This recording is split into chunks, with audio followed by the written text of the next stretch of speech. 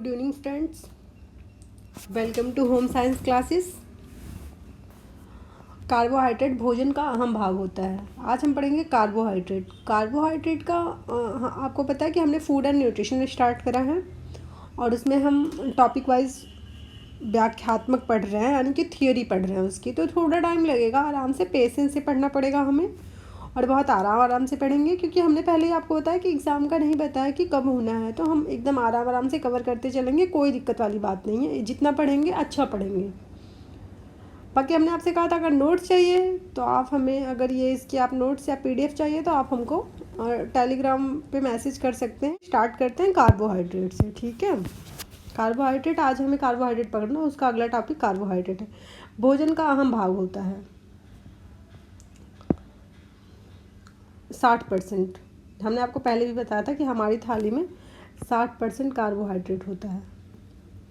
बाकी high, medium और लो जो लिखा है, हाई मतलब जो थोड़े रिच लोग होते हैं उनकी थाली में जो, क्योंकि वो अपने खाने की जो नीड है, अपने कैलोरी की जो नीड है, वो उन्हें कैलोरी की ज़्यादा आवश्यकता नहीं होती, तो वो फ्रूट्स से और जूस से, लिक्विड से अपना वो पूरा कर लेते हैं। तो उनकी थाली में हम कह सकते हैं कि कार्बोहाइड्रेट 40% होता है। मीडियम यानी कि मीडियम सामान्य फैमिली के थाली में कार्बोहाइड्रेट 60 से 65% का। जो एकदम लो होते हैं उनकी थाली में ज़्यादा से ज़्यादा कार्बोहाइड्रेट ही होता है, क्योंकि एनर्जी की ज़्यादा नीड होती है। 70 से 80% होता है। वो डिपेंड होते हैं उसी पे, खाने पे ही, सिर्फ खाने पे डिपेंड होते हैं। शरीर को सबसे ज़्यादा ऊर्जा, कार्बोहाइड्रेट से शरीर को सबसे ज़्यादा ऊर्जा मिलती है। त्वरित ऊर्जा का स्रोत कहा जाता है। त्वरित मतलब तुरंत, current carbohydrate coin of the body कहते हैं इसे, क्योंकि इससे तुरंत ऊर्जा मिलती है हमें। कार्बोहाइड्रेट की प्राप्ति का मुख्य स्रोत पेड़ और पौधा होता है। कार्बोहाइड्रेट मुख्यतः हमें पेड़ पौधों से ही मिलते हैं। 1 ग्राम कार्बोहाइड्रेट से हमें 4.1 किलो कैलोरी ऊर्जा मिलती है। कार्बोहाइड्रेट को 2 भागों में विभाजित किया गया, एक रासायनिक आधार पर, एक भौतिक आधार पर।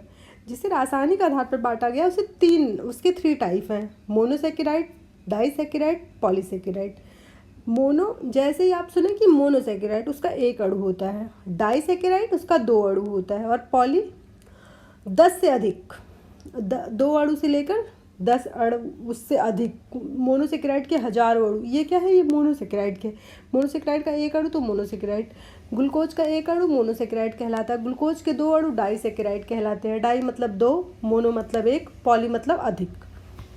भौतिक, शर्करा और अशर्करा। भौतिक आधार पर जो होता है शर्कराएं और अशर्करा, ये भी 2 टाइप का है, शर्करा और अशर्करा। जो शर्कराएं होती है जल में घुलनशील और मीठी होती हैं।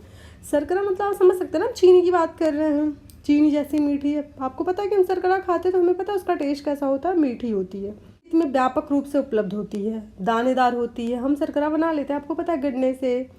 और मीठी शर्करा बहुत सारी हम जिससे बना पाते हैं शर्कराएँ, सारी शर्कराएँ मीठी होती हैं। अशर्कराएँ नॉन शुगर पाउडर के रूप में होती हैं, जैसे हमारा आटा, बेसन पाउडर के अघुलनशील होती हैं। ये जल्दी से पानी में घुलती नहीं है, इनका जिलेटिनाइजेशन होता है। जिलेटिनाइजेशन जैसे हम आटा गूँथते हैं जब, तो जिलेटिनाइजेशन के कारण से जिलेटिन होता है। जिलेटिन प्रोटीन के कारण ही वो आपस में बंध जाते हैं आटा।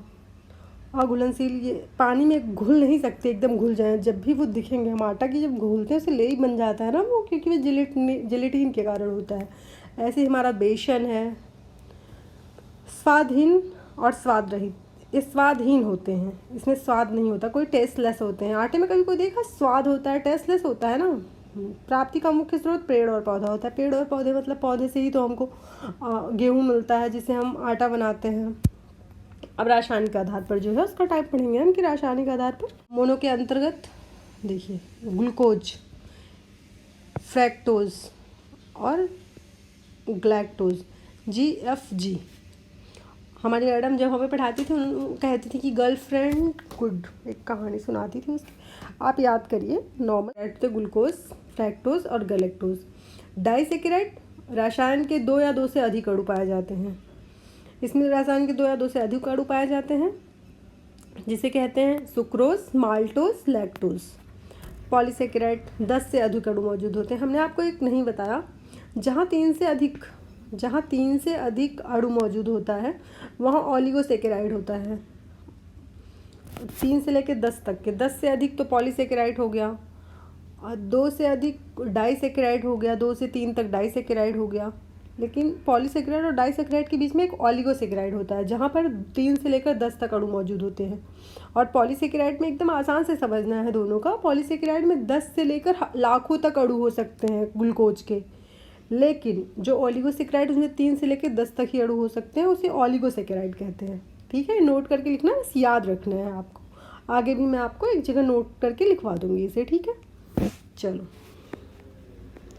अब हम पढ़ते हैं मोनोसेकेराइड। मोनोसेकेराइड ग्लूकोज, इसमें क्या सबसे सरलतम, जो ग्लूकोज है सबसे सरलतम शर्करा है। इसे डेक्सट्रोज रक्त की शर्करा भी कहते हैं, इसे रक्त की शर्करा भी कहते हैं, जो डेक्सट्रोज के फॉर्म में पाई जाती है। रक्त में ग्लूकोज की सामान्य मात्रा 80 से 100 ml प्रति ml ऑफ ब्लड होती है। 80 से 100 होती है प्रति ml ऑफ ब्लड। शहद में ग्लूकोज की मात्रा 30 से 40% तक होती है। शहद में, हनी में। इसे current carbohydrate coin of the body कहते हैं, हमने पहले ही कहा था आपको। ग्लूकोज का स्तर अधिक होने पर यह हमारे शरीर में यकृत में और मांसपेशियों में संग्रहित होने लगते हैं। जब ग्लूकोज हम ज़्यादा खा लेते हैं तो यह हमारी यकृत में और मांसपेशियों में संग्रहित हो जाती है। इसे अंगूर की शर्करा भी कहा जाता है। प्राप्ति का स्रोत अंगूर, शहद, मीठे फल, शर्करा और गुड़, ये इसके प्राप्ति का स्रोत है। ठीक है, अब हम पढ़ते हैं फ्रैक्टोज। इसमें सैकरीन सबसे मीठी शर्करा होती है, कृत्रिम रूप से तैयार की जाती है। फ्रैक्टोज, इसे फ्रूट्स की शर्करा, फलों की शर्करा कहा जाता है। जो फ्रैक्टोज होता है इसे फलों की शर्करा कहा जाता है। फ्रूट शुगर भी कहा जाता है। लिबुलोज सबसे मीठी शर्करा होती है, इसमें 3 से 6% लिबुलोज का, इसमें 3 से 6% ग्लूकोज पाया जाता है। फ्रैक्टोज प्राप्ति का स्रोत, फ्रैक्टोज जो प्राप्ति का स्रोत है वो गन्ना है, मीठे फल हैं, शकरकंद है, चुकंदर है। ग्लूकोज में 2 गुनी मीठी शर्करा होती है। ग्लूकोज से, ये जो ग्लूकोज से जो हमने मोनोसेकेराइड पढ़ा था उससे 2 गुनी मीठी होती है, जो फल की शर्करा होती है। अगला है galactose.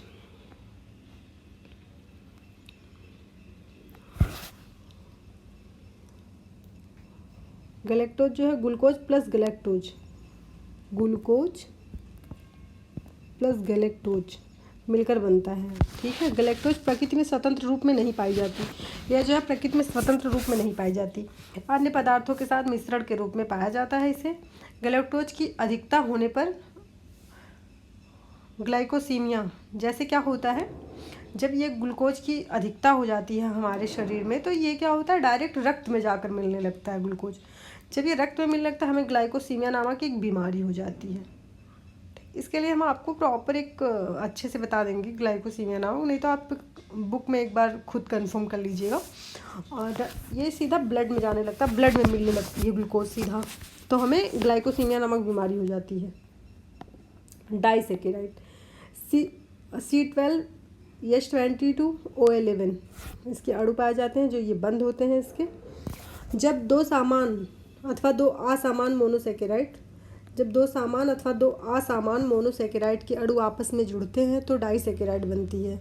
Sucrose, maltose, lactose. Glucose या फ्रक्टोज बराबर सुक्रोज होता है। ग्लूकोज का एक अणु, फ्रक्टोज का एक अणु बराबर सुक्रोज। ठीक है, ईख की शर्करा कहा जाता है, इसे गन्ने की शर्करा भी कहा जाता है, चुकंदर की शर्करा, यानी इसके प्राप्ति का स्रोत है ईख, गन्ना, चुकंदर। गन्ने में 10 to 12% पाया जाता है, 12 to 18% पाया जाता है चुकंदर में। इसे इन्वर्ट शुगर भी कहते हैं। सुक्रोज का एक अणु, सुक्रोज प्लस HCl मिलकर, हाइड्रोक्लोरिक मिलकर इन्वर्ट शुगर बनाते हैं। ठीक है, अब हम पढ़ते हैं माल्टोज। इसका 3 टाइप था, सुक्रोज हो गया, माल्टोज जई की शर्करा कहते हैं। माल्टोज को जई की शर्करा कहते हैं। अंकुरित अनाजों में सर्वाधिक मात्रा में मिलती है ये माल्टोज। ठीक है, ग्लूकोज प्लस ग्लूकोज मिलकर माल्टोज बनता है। ये जौ, गेहूँ भी मिलता है, जौ गेहूँ में भी मिल जाता है। माल्टोज भी प्रकृति में स्वतंत्र रूप से नहीं पाया जाता। अनाज में सर्वाधिक मात्रा में एमाइलोज मिलता है। स्टार्च, एमाइलोज, स्टार्च से एमाइलोज, एमाइलोज से माल्टोज, फिर माल्टोज, माल्टेज और एमाइलोज, ये शॉर्टकट में लिखा हुआ है। माल्टोज, माल्टेज और एमाइलोज। ठीक है, क्रिया करके ग्लूकोज बनाते हैं। माल्टोज एंजाइम का क्रिया होता है, माल्टोज एंजाइम के साथ क्रिया होता है तो ये ग्लूकोज बन जाता है।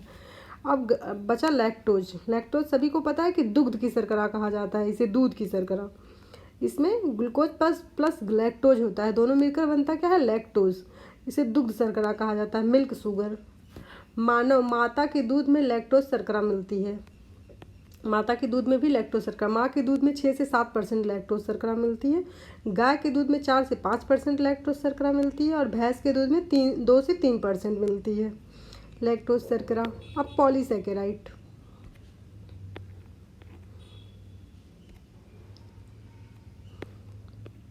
अब बचा हमारा पॉलीसेकेराइड। पॉलीसेकेराइड, ओलिगोसेकेराइड हमने बताया था ना, आपको बाद में लिखवा देंगे। देखिए ये ऐसे कर लेते हैं हम इसे,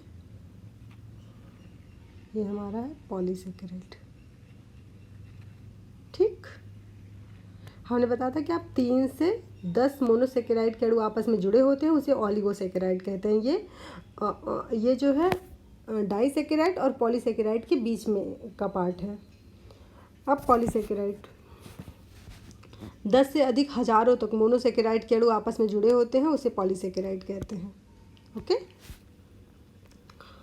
पॉलीसेकेराइड। स्टार्च, सबसे पहले इसमें स्टार्च होता है। ये अघुलनशील होते हैं, स्वाद में मीठे होते हैं, ऊर्जा प्राप्ति का मुख्य स्रोत होता है, गर्म जल के प्रभाव में जेली का निर्माण करते हैं, कच्चे फलों में स्टार्च की मात्रा कम होती है, पके फलों में स्टार्च की मात्रा अधिक होती है। एमाइलेज, एमाइलोपेक्टिन बनकर स्टार्च बनता है, एमाइलेज और एमाइलोपेक्टिन मिलकर स्टार्च बनाता है। ठीक है, स्टार्च टाइलिन से क्रिया करके, जो ये स्टार्च है टाइलिन से क्रिया करके डेक्स्ट्रिन बनाता है, डेक्स्ट्रिन का निर्माण करता है। स्टार्च जो डेक्स्ट्रिन भूरा रंग करता है, रोटी का भूरा रंग डेक्स्ट्रिन के कारण होता है। ठीक है, कुछ स्टार्च सीधा आमाशय में वहाँ से एमाइलेज और छोटी आंत में जाके डेक्स्ट्रिन प्लस माल्टोज बन जाते हैं। जो कुछ एमाइलेज जो बचे हुए होते हैं, हाँ आप कह सकते हैं, स्टार्च से क्रिया करके टाइलिन और स्टार्च आपस में क्रिया करके डेक्स्ट्रिन बनाते हैं। फिर भी जो बच जाते हैं, जो कुछ बच जाता है वो सीधा आमाशय में वहाँ पर जाकर छोटी आंत में सीधा आमाशय में पहुँच जाते हैं। वहाँ एमाइलेज छोटी आंत से एमाइलेज में क्रिया करके डेक्स्ट्रिन तथा माल्टोज में बदल जाते हैं। माल्टोज माल्टेज एंजाइम कहते हैं, ग्लूकोज से बना ग्लूकोज बन जाता है। माल्टेज एंजाइम से क्रिया करके ग्लूकोज बन जाता है। अब डेक्स्ट्रिन, डेक्स्ट्रिन हमने आपको बताया, देखिए नीचे लिखा हुआ है ये डेक्स्ट्रिन। रोटी का भूरा रंग डेक्स्ट्रिन के कारण होता है। ताप के प्रभाव में आने पे स्टार्च डेक्स्ट्रिन में बदल जाता है। ये जब ताप के प्रभाव में आ जाता है तो ये स्टार्च जो है, जो गेहूँ में स्टार्च पाया जाता है, वो डेक्स्ट्रिन में बदल जाता है। रोटी का मीठापन डेक्स्ट्रिन के कारण ही होता है। जब डेक्स्ट्रिन में बदलता है तो इसमें थोड़ी सी मिठास आ जाती है। रोटी हम खाते हैं, हल्की सी मिठास जो हमें फील होती है वो डेक्स्ट्रिन के कारण होती है। ग्लाइकोजन, प्राणी कार्बोज, ये प्राणिज कार्बोज होते हैं, ये प्रकृति में नहीं पाया जाता। यकृत मांसपेशियों में, यकृत में 200 ग्राम, मांसपेशी में 350 से 350 ग्राम, दोनों मिला के 550 ग्राम पाया जाता है। ठीक है, ग्लाइकोजन। अब अगला है glucose plus glycogenesis. Glucose plus glycogenesis, ये क्रिया करके ग्लाइकोजन बन जाता है। ठीक है, ग्लाइकोजेनेसिस की प्रक्रिया से ग्लूकोज का निर्माण होता है। ओके, जब ग्लूकोज ग्लाइकोजन समाप्त हो जाता है तब वसा और प्रोटीन टूट जाता है। जब ग्लूकोज और ग्लाइकोजन समाप्त हो जाता है हमारे शरीर में, इनकेस कभी हुआ कि हमने बहुत दिन तक खाना नहीं खाया, या हम किसी प्रकार के अनशन पे बैठे हैं, हम बहुत दिन तक व्रत हैं, या हम किसी वजह से बहुत दिन तक भूखे हैं, तो जब ग्लूकोज और ग्लाइकोजन दोनों, हमने आपको बताया था कि ग्लूकोज हमारे शरीर में जब एक्स्ट्रा होता है, हमें यूज करने से एक्स्ट्रा होता है, तो हमारे मांसपेशियों में और यकृत में वो स्टोर हो जाता है। जैसे हम फ्रीज रखते हैं घर में, वैसे हमारी बॉडी में वो स्टोर हो जाता है। जब हमें कभी ज़रूरत पड़ती है तो वो वहाँ से टूटकर हमारी बॉडी को एनर्जी देने का काम करता है। लेकिन इनकेस कभी ऐसा हुआ कि ग्लूकोज और ग्लाइकोजन दोनों ही हमारे शरीर में समाप्त हो गया, तब क्या होता है, तब वसा और प्रोटीन टूट जाता है। ठीक है, इससे हमारे शरीर में ऊर्जा प्राप्त होती है। इस प्रक्रिया को वसा प्लस प्रोटीन ग्लाइकोजेनेसिस की प्रक्रिया कहते हैं। इससे हमें ग्लूकोज मिलता है। आप एक बात जान लीजिए कि हम चाहे जिस फॉर्म में भी खाना खाएं, वो हमारी बॉडी में या हमारे ब्लड में वो तभी मिश्रण करेगा जब वो ग्लूकोज फॉर्म में होगा। ठीक है, हम जो भी खाते हैं वो हमें ग्लूकोज के फॉर्म में ही हमारी बॉडी में सर्कुलेट होता है। ओके, अगला है सेल्यूलोज। सब्जी, फल व अनाज के रेशे के रूप में छिलके में पाया जाता है। जो सेल्यूलोज होता है ये आप जानते होंगे कि ये छिलके के रूप में पाया जाता है, रेशे के रूप में मौजूद होता है। सब्जी और फलों के छिलकों में पाया जाता है। ये गेहूं के भी छिलके में पाया जाता है, जौ के छिलके पे, ये भूसी कह सकते हैं आप एक टाइप की सेल्यूलोज को। ये पाचन में, हमारे पाचन में मदद करता है।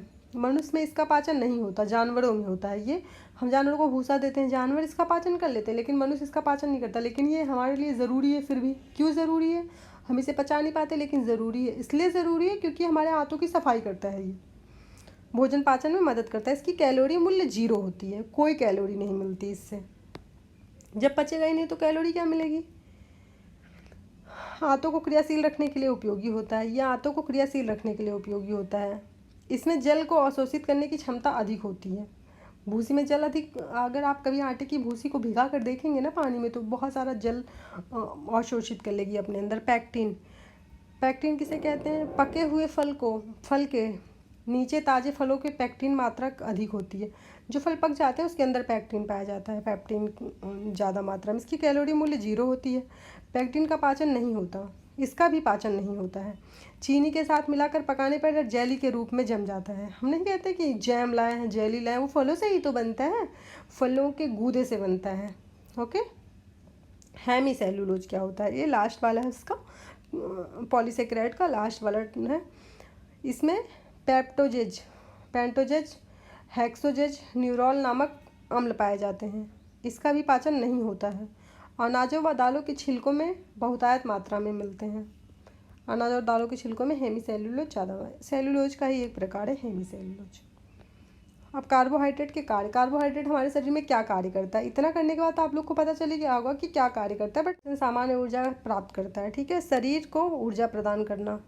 कार्बोहाइड्रेट का पाचन मुख से शुरू होता है। कार्बोहाइड्रेट का पाचन छोटी आंत में होता है। सर्वाधिक ऊर्जा कार्बोहाइड्रेट से प्राप्त होती है हमें सभी को। कार्बोहाइड्रेट का पाचन जटिल होती है। प्रोटीन का बचत करता है ये। हम कह रहे थे ना कि जब कार्बोहाइड्रेट हमारे शरीर में पूरी तरह समाप्त हो जाता है तब हमें प्रोटीन या वसा की नीड होती है, नहीं तो कार्बोहाइड्रेट हमारे शरीर का काम करता रहता है। विटामिन B2 के समूह को संश्लेषण में सहायक होता है। विटामिन B2 इसी की वजह से संश्लेषित होता है। दुग्ध शर्करा, लैक्टोज शर्करा अन्य शर्कराएँ की अपेक्षा कम घुलनशील होता है। कैल्शियम के अवशोषण में सहायक होता है। लैक्टोज शर्करा में सहायक होता है। लैक्टोज शर्करा हमने पहले आपको बताया कि दूध में पाया जाता है। दूध और कैल्शियम, दूध में जो है वो लैक्टोज शर्करा और कैल्शियम ही होता है। नहीं कहते हम कैल्शियम का अच्छा स्रोत है दूध, उसमें कैल्शियम होता है। पाचन तंत्र को स्वस्थ रखने के लिए सहायक सेलुलोज, पैक्टिन, हेमी सेलुलोज। रक्त में कोलेस्ट्रॉल को कम करना, रेफेज सेलुलोज। कुछ जीवाणुओं की वृद्धि व विकास करना। पित्त अम्ल का विघटन करता है। नाड़ी संस्थान को स्वस्थ रखने में सहायक होता है। हृदय रोग को बचाने में सहायक होता है। ओके, आज का ये कंप्लीट हुआ कार्बोहाइड्रेट। हम आपको एक बार डिटेल, जैसे इसके पहले हमने पढ़ाया है वीडियो में, वैसे ही हम आपको पढ़ा देंगे एक बार, उससे भी नोट्स बना के, क्योंकि हम आपके लिए डेली नोट्स प्रिपेयर नहीं कर पाते। तो हमारी नोट्स बनी हुई थी, हमने सोचा वीडियो डालना ज़रूरी, तो हमने ये बना दिया था। बाकी आप लोग देख लीजिए, उसके बाद मैं आपको कल वो पढ़ा दूँगी। नेक्स्ट जो हम पढ़ेंगे, नेक्स्ट टॉपिक इसमें वो पढ़ेंगे प्रोटीन। हम जल्दी ही टेक्सटाइल शुरू करने वाले हैं, तो टेक्सटाइल का कल शायद मैं एक वीडियो डाल दूँ टेक्सटाइल के लिए। उसके बाद अगर आप लोग का जैसा रिस्पांस रहेगा मैं टेक्सटाइल भी कंटिन्यू करूँगी, पूरा थ्योरी बेस पढ़ाऊँगी आराम से। उसके बाद क्वेश्चन, जब एक टॉपिक कंप्लीट हो जाएगा हमारा, जैसे आज कार्बोहाइड्रेट कंप्लीट कर लिया, तो हम कार्बोहाइड्रेट और भोजन की संकल्पना ये कंप्लीट करके हम आपको एक क्वेश्चन का सीरीज़ दे देंगे, पूरे इनके कार्बोहाइड्रेट से रिलेटेड पूरा एक क्वेश्चन का सीरीज़। या तो अगर आप कहिए तो प्रीवियस ईयर से देखकर पढ़ा देते, जैसा होगा आप कमेंट करिएगा। Bye bye. Like, subscribe and share.